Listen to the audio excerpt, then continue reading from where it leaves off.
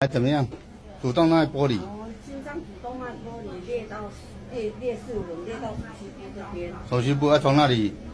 然后108年的5月份就从这边手膝部这边装2支支架，心脏装2支支架在这边。然后108年的7月份就从这边手膝部要再装2支支架在后面。在后面哈。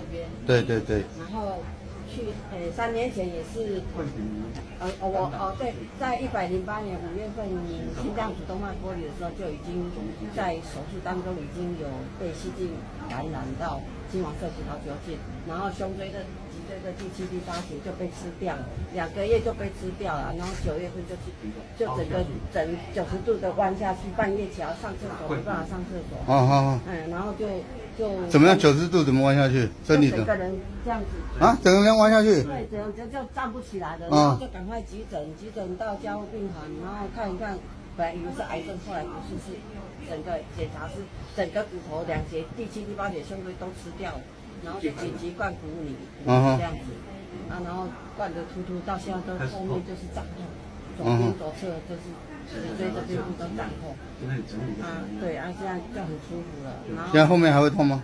后面不会痛，不会痛了哈。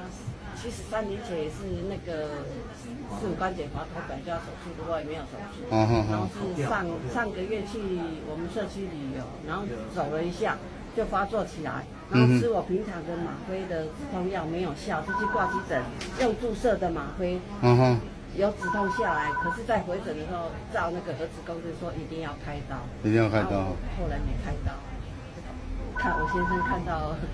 今天第一次来嘛？对，第一次来。现在舒服很多了。腰还会痛吗？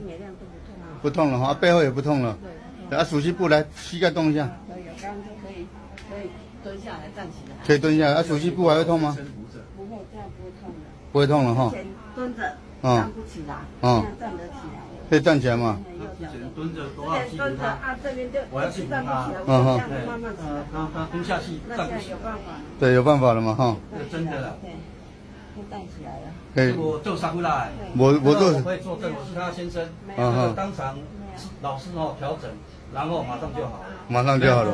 我以前是运动健将、柔道、篮球，通通都来的。有这个疑难杂症可以来找老师。真的。然后体育什么都来。这样哈。就受伤了。没有关系，没有关系。好，OK，好，OK，好。